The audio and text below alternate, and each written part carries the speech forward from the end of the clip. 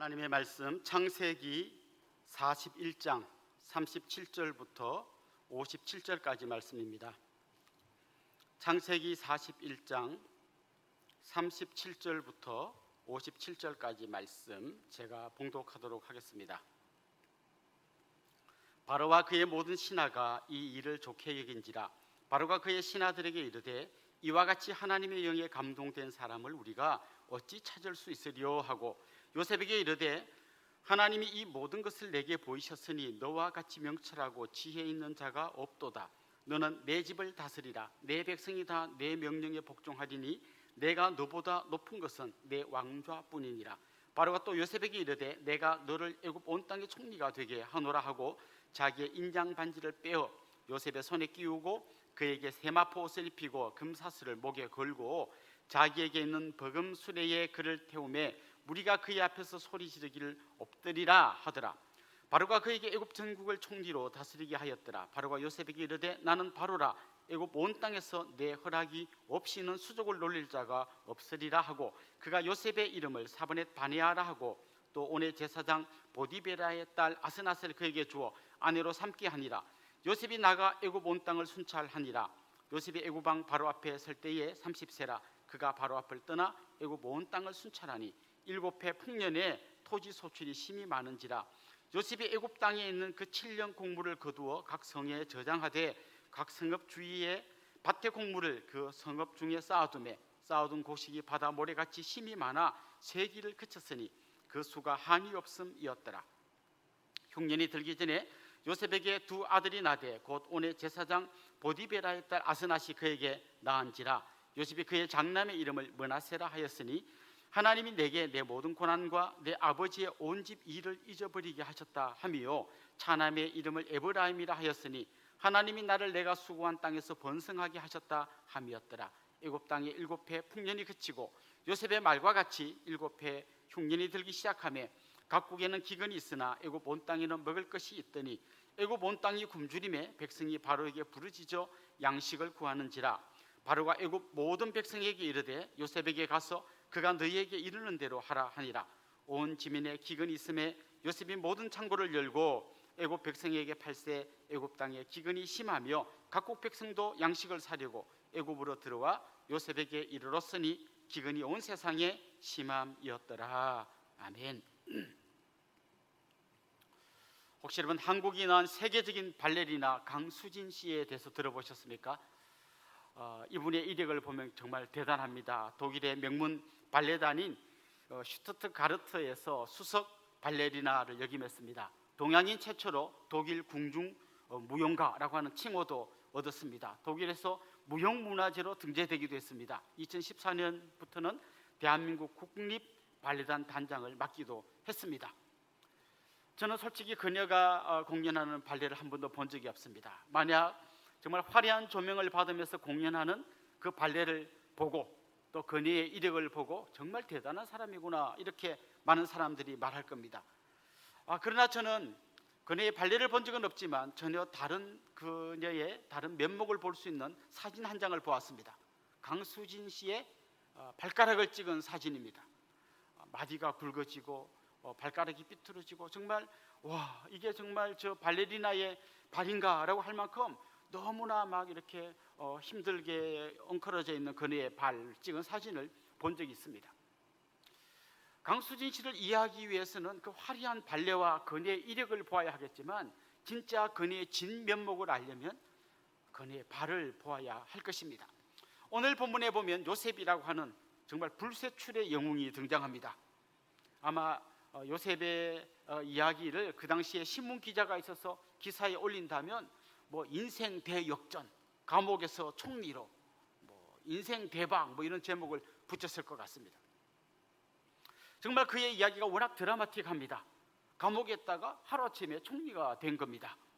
그런데 그렇게 설명하고 그 총리가 행하는 화려한 모습만 본다면 그건 요셉을 제대로 이해한 게 아닐 겁니다. 요셉의 진면목을 보려면 정말 성경 속에서 그에 대해서 뭐라고 이야기하는지 더 깊이 들여다봐야 하는데요, 하나님과 요셉과의 관계가 어떠했는지를 우리가 보지 못한다면 진짜 요셉의 껍데기만 아는 거라고 할 수 있습니다. 요셉의 인생을 관통하는 하나의 중요한 단어가 있는데요, 동행이라는 단어입니다. 그가 하나님과 동행했습니다. 아니, 더 정확하게 말하면 하나님이 그와 동행하셨습니다. 창세기 39장에 보면 그가 형들에게 미움을 사서 남의 집에 종으로 팔려간 이야기가 나옵니다. 그 종으로 팔려간 그 집에서 이야기가 39장에 나오는데요, 거기에 보면 그가 종살이를 하는 동안 형통했다라는 말이 나옵니다. 그리고 형통하게 된 그 진짜 이유가 뭔가 하면 하나님이 그와 동행하셨기 때문에 그가 형통했다, 이렇게 이야기합니다. 두 가지 의미가 있습니다. 하나님이 동행해 주셔서 형통한 삶이 되었다라고도 이야기할 수 있고요, 또 다른 각도에서 이야기하면 하나님과 동행하는 삶 그 자체가 형통이다. 무슨 말인가 하면 하나님과 동행해서 형통케 됐다라고만 이야기한다면 사람들이 형통케 돼봤자 종이잖아요, 뭐 이렇게 이야기할 수 있는데, 그 종인 중에서도 또 형통했다 이렇게 해석할 수도 있지만, 진짜 종살이를 하면서도 하나님과 동행하는 그 감격과 기쁨 때문에 그는 형통한 삶을 살았다라고 이야기할 수도 있을 겁니다. 더 나아가서 그가 누명을 뒤집어 쓰고 감옥에 갇혔을 때도 똑같은 표현이 나옵니다. 하나님이 그와 동행하셨고 그가 형통했다라고 이야기합니다. 여러분, 여러분의 자녀가 형통하게 되기를 원하십니까? 좋은 대학에 들어가고 좋은 직장을 얻고 좋은 배우자와 결혼하는 게 형통입니까? 성경이 이야기하는 진정한 형통은 하나님과 동행하는 것입니다. 하나님께서 나와 같이 길을 걷자고 손을 내밀 때 그 손을 붙드는 게 진정한 형통인 것입니다. 사실 하나님이 요셉과 동행하고 있다는 것을 요셉 자신이 알았을 뿐만 아니라 사실 주위 사람들도 그 사실을 알고 있었습니다. 이미 앞에서 우리가 살펴본 것처럼 보디발도 하나님이 이 아이와 동행하고 있구나라는 걸 알고 있었어요. 오늘 본문에도 보면 38절에 이런 말이 나옵니다. 바로가 그의 신하들에게 이르되 이와 같이 하나님의 영에 감동된 사람을 우리가 어찌 찾을 수 있으리요. 바로가 볼 때 요셉은 그냥 탁월한 사람이 아니라 하나님의 영에 감동된 사람이었습니다. 하나님께서 그의 영에 하나님의 영이 그에게 놀라운 감동을 주셨다는 것을 바로가 봐도 알 수 있었다는 거죠. 39절에도 이렇게 이야기합니다. 요셉에게 이르되 하나님이 이 모든 것을 내게 보이셨으니 너와 같이 명철하고 지혜 있는 자가 없도다. 너 굉장히 명철하고 지혜로운데 알고 보니까 하나님이 이런 걸 다 너한테 주셨구나. 하나님을 제대로 알지 못하는 이방 사람들이 볼 때도 하나님이 그와 함께하고 계시고 그에게 지혜를 부어주시고 명철을 부어주시고 하나님의 영이 그에게 감동을 주신다는 것을 주위 사람들이 알 정도로 요셉의 인생은 하나님과 동행하는 인생이었다는 것입니다. 저는 우리의 삶 가운데서 정말 다른 우선순위보다 하나님의 손을 붙들고 하나님과 동행하는 것을 1순위로 올려놓는 그런 복된 인생이 되기를 소망합니다.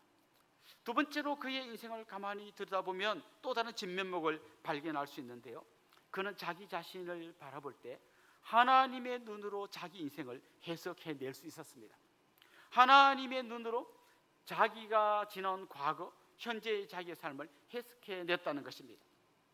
사람들은요, 조금만 불행한 과거를 경험했다고 하면 그것 때문에 낙심하고 또 열등감에 빠지고 그냥 인생을 포기하고 그렇게 합니다. 또 조금만 잘 되면 교만해집니다. 그런데 이걸 우리가 피하려면 하나님의 눈으로 내 인생을 해석해낼 수 있어야 합니다. 그래야 정확한 자기 모습을 보게 되는 것입니다. 사실 요셉의 과거를 생각해 보십시오. 형들의 미움을 받아서 형들이 자기를 죽이려고 했습니다. 정말 한 피를 이어받은 형제가 자기를 죽이려고 했던 엄청난 충격을 받았습니다. 어쩌면 자기 이제 곧 죽을지도 모른다는 두려움에 사로잡힌 시간들이 있었습니다. 그러다 조금 나아졌다고 한 게 뭡니까? 결국 형들이 자기를 팔아버립니다. 아니, 어떻게 동생을 노예로 팔아버릴 수가 있습니까? 그걸 생각하면 막 정말 억울하고 자다가도 벽을 막 때릴 것 같은 그런 분노가 일어났을 겁니다. 나중에 또 어떤 일이 있었습니까? 보디발의 아내가 누명을 뒤집어 씌워서 감옥에 갇히는 끔찍한 일도 겪었습니다. 결국 그의 과거는 정말 한마디로 말해서 억울하고 원통하고 있을 수 없는 수많은 일들로 가득 차 있는 것처럼 보입니다. 그렇기 때문에 내 인생은 이제 망한 인생이야. 그렇기 때문에 나는 이제 끝장났어. 나는 진짜 정말 쓰레기만도 못한 존재야. 그렇게 하지 않았다는 것이죠. 그러나 하나님의 눈으로 자기 인생을 해석해냈습니다. 오늘 본문에 보면 요셉이 자기 두 아들의 이름을 짓는 장면이 나옵니다. 첫 번째 아들의 이름을 므낫세라고 지었습니다. 므낫세. 그 뜻을 그가 이렇게 해석했습니다. 하나님이 내 모든 고난과 내 아버지의 온 집 일을 잊어버리게 하셨다. 자, 잊어버리게 하셨다. 뭘 잊어버리게 하셨습니까? 내 모든 고난, 그리고 내 아버지의 온 집 일. 그게 뭡니까? 형들에게 억울하게 팔려간 이 모든 가슴 아픈 이야기들을 잊어버렸다. 그건 내 기억 속에 지워버렸다는 게 아니라 그걸 내가 재해석해냈다는 것입니다. 그런데 그가 해냈다기보다는 하나님이 그렇게 할 수 있도록 해주셨다고 그가 고백하면서 이름을 므낫세라고 지었습니다. 더 이상 과거의 아픔이 내 발목을 붙들지 못하게 하겠다는 것입니다. 만약 그가 이 문제를 해결하지 못했다면 총리가 되고 많은 사람의 존경을 받아도 그의 마음 한구석에는 정말 자기를 바라보는 해석되지 않는, 해결되지 않는 어떤 큰 과제가 남아 있었을 겁니다. 절대로 행복하지 않았을 겁니다. 그러나 그는 하나님의 눈으로 자기의 어두운 과거를 재해석해냈습니다. 더 나아가서 그가 총리가 되었을 때 또 잘못하면 자기의 그 총리된 모습을 보고 교만에 빠질 수 있습니다. 아무것도 모르는 무지랭이 같은 인생들이라고 하면서 남을 무시하고 교만에 빠질 수 있습니다. 그러나 그는 그런 어떤 자기의 현재의 영광도 또 하나님의 눈으로 재해석해냈습니다. 그가 두 번째 아들의 이름을 지었는데요, 에브라임입니다. 에브라임의 이름은 장성함 혹은 번성함 이런 뜻입니다. 그는 이렇게 해석을 해냅니다. 하나님께서 나를 내가 수고한 땅에서 번성케 함이었더라. 거기도 하나님께서가 나옵니다. 하나님께서 나를 내가 수고한 땅에서 번성케 함이었더라. 지금 내가 이 총리에 오른 것도 하나님 다 오르게 해주셨다는 거예요. 자, 이런 눈으로 그의 아픈 과거를 보고 현재를 해석해내면요, 과거의 그 아픔이나 슬픔이나 힘든 이야기 중에도 사실은 버릴 게 하나도 없는 것임을 알게 됩니다. 사실 나중에 뒤돌아놓고 한번 그의 인생을 점검해 보면 그가 보디발의 집에서 그 가정의 총무 역할을 맡지 않았습니까? 나중에 그 보디발이 장군이었고 꽤 살림 규모가 컸는데 그 집에서 총무 역할을 하면서 일종의 경영학을 공부한 것이죠. 그리고 감옥에 억울하게 갇혔지만 그 감옥에서 술 맡은 관은, 떡 맡은 관은 우리가 볼 때는 뭐 별거 아닌 것 같지만 요즘으로 말하면 뭐 대통령 비서실장쯤 되는 사람들입니다. 정계의 거물들과 함께 감옥 생활을 하면서 정말 정치가 뭔지, 나라를 경영하고 통치하는 게 뭔지를 거기서 다 배웠습니다. 그는 정말 보디발의 집에서 경영학 석사를 했고요, 또 나중에 감옥에서 정치학 박사를 공부한 사람입니다. 지내놓고 보면, 하나님의 눈으로 보면 내 힘들었던 인생도 다 이렇게 재해석이 가능한 것입니다. 여러분의 과거, 여러분의 현재, 그게 뭐 슬픔과 아픔과 고통으로 가득 찼든지 아니면 남들이 부러워하는 인생을 살든지 간에 그냥 그 껍데기로 보면 여러분은 자기를 잘 모르는 것입니다. 진짜 여러분 자신을 제대로 알려면 하나님의 눈으로 자기 인생을 재해석해야 된다는 것입니다. 마지막으로 요셉의 인생의 진면목을 보자면 하나님의 복을 흘려보낸 사람이라고 좀 설명할 수 있을 것 같습니다. 그는 하나님이 주신 복을 혼자 향유하고 그걸 누리고 끝나지 않았습니다. 그걸 다른 사람에게 흘려보내 주었습니다. 사실 그것도 하나님께서 그렇게 할 수 있도록 길을 열어주시고 지혜를 주신 거죠.